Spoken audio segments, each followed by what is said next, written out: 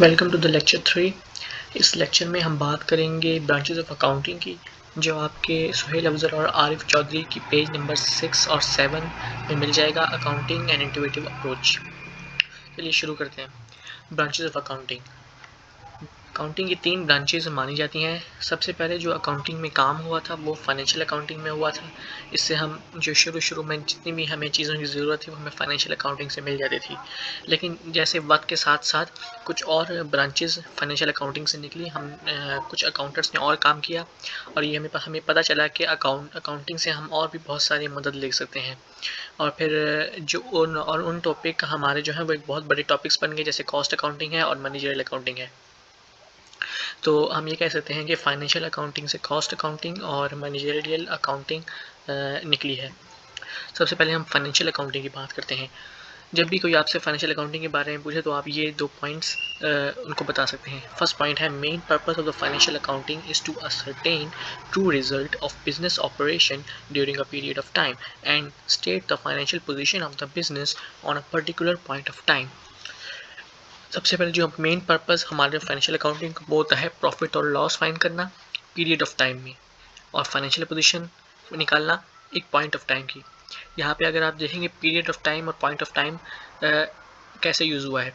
Period of time use हुआ है profit और लॉस के साथ, और पॉइंट ऑफ टाइम यूज़ हुआ है फाइनेंशियल पोजीशन के साथ। आप कभी भी प्रॉफिट और लॉस एक दिन का या एक घंटे का नहीं फाइंड करते, या फिर एक ट्रांजैक्शन का फाइंड नहीं करते कि आपने एक एक आपने एक चीज़ बेची, एक कुर्सी बेची और आप कहें कि हमें प्रॉफिट कैसा हुआ है। पूरा बिजनेस ऐसे काम नहीं करते।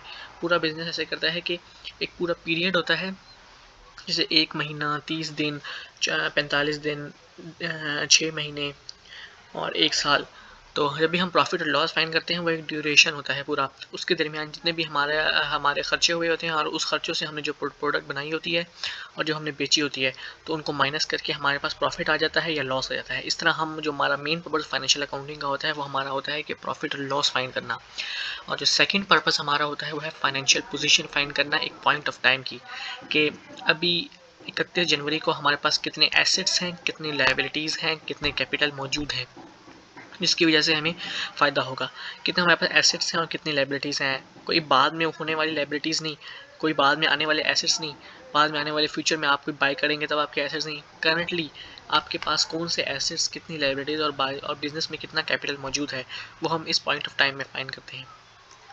और जिसको जो नेक्स्ट लाइन थी वो थी, financial accounting produces general purpose reports for use by the great variety of people who are interested in organisation but who are not actively engaged in day to day operations.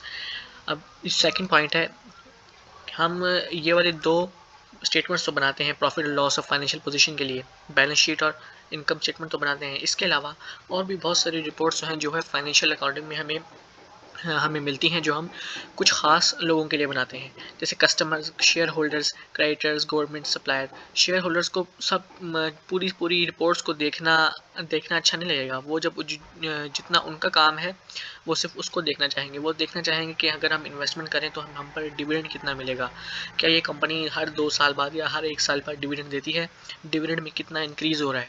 तो इस तरह उनको एक ख़ास तौर पर रिपोर्ट्स बनाकर दी जाती हैं। इस तरह क्रेडिटर्स को दी जाती हैं जो उनके अपने मकासद को पूरा कर सकती है। इस तरह गवर्नमेंट को ये देखना होता है कि टैक्स वो कैसे कितना एक बिज़नेस से लेना है, तो उसके मुताबिक बिज़नेस अपनी एक रिपोर्ट्स बनाता है। ये सब चीज़ें फाइनेंशियल अकाउंटिंग के अंदर आ जाती हैं।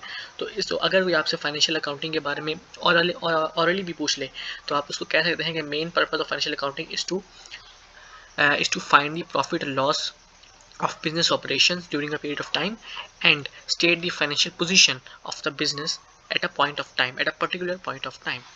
तो ये हमारा फाइनेंशियल अकाउंटिंग। और इसका सेकंड पर्पस क्या था कि जनरल पर्पस रिपोर्ट्स बनाई जाती हैं मुख्तलिफ लोगों के लिए, चाहे वो इंगेज ना भी हो ऑर्गेनाइजेशन के साथ। इसलिए उनको ऐसे एक ख़ास तौर पर क्लियर सी रिपोर्ट बना कर दी जाती है ताकि जो उनके मकासद हैं हमारे कंपनी के साथ वो पूरे हो सकें। अब जो नेक्स्ट ब्रांच थी जो फाइनेंशियल अकाउंटिंग से निकली है वो है कॉस्ट अकाउंटिंग। अब इसकी डेफिनेशन पढ़ते हैं। The main object of cost accounting is to determine the cost of goods manufactured और produced in the business. It helps the main management of the system of the business in controlling cost by indicating avoidable losses and wastage।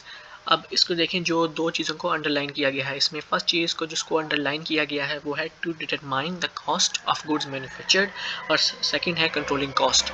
अब इसको देखते हैं। Determining cost, आप कोई भी business शुरू करते हैं, आपने कोई प्रोडक्ट बनाया, अब आपको उसकी कॉस्ट फाइंड करनी होती है कि आपने चाहे 100 कुर्सियाँ बनाई तो आपने एक कुर्सी पर कितना खर्चा आया। अब एक कुर्सी को बनाने में खाली एक दो चीज़ें नहीं होती, बहुत सारी चीज़ें होती हैं। रॉ मटेरियल होता है, लैंड होता है, मशीनरी होती है, लेबर होती है, ये सारी मिलके आपकी ये कुल कुर्सी बनाई जाती है। कॉस्ट अकाउंटिंग में हम ये फाइंड करते हैं कि एक कुर्सी को बनाने में जो जो जितने भी प्रोसेस हुए हैं, हर प्रोसेस में कितना हमारा सामान लगा है, कितने हमारे पैसे लगे हैं। तो कॉस्ट अकाउंटिंग हमें ये बताती है कि हमारी जो सामान बना है बेचने के लिए, उसको बनाने में हमारी कितनी कॉस्ट आई है। और जो सेकंड जो इसी के आगे हमारा स्टेप होता है वो होता है कि आपने कॉस्ट को कंट्रोल करना होता है। फॉर एग्जांपल, अगर आपने कोई चीज़ 100 रुपए की बनाई है और आप उसको 105 रुपए में बेच रहे हैं, तो आप ये नहीं चाहेंगे कि आपको 5 रुपए का प्रॉफिट मिल जाए तो ठीक है। आप ये चाहेंगे कि आपकी कॉस्ट कम से कम हो पाए, ताकि आपको प्रॉफिट का मार्जिन ज़्यादा मिल पाए। अपनी चीज़ों की कीमत बढ़ाना ज़्यादातर अच्छा नहीं होता, क्योंकि उससे लोग आपकी चीज़ें नहीं खरीदते, बल्कि अपनी कॉस्ट को कम करके और उसकी कीमत को उतना ही रख के ज़्यादा प्रॉफिट कमाना ही अच्छे बिजनेसेस की निशानी होती है।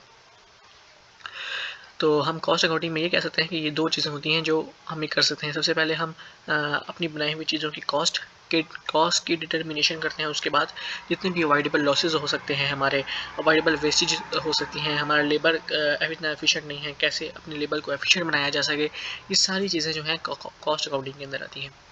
इसके बाद जो हमारी थर्ड ब्रांच ऑफ अकाउंटिंग है वो है मैनेजरियल अकाउंटिंग।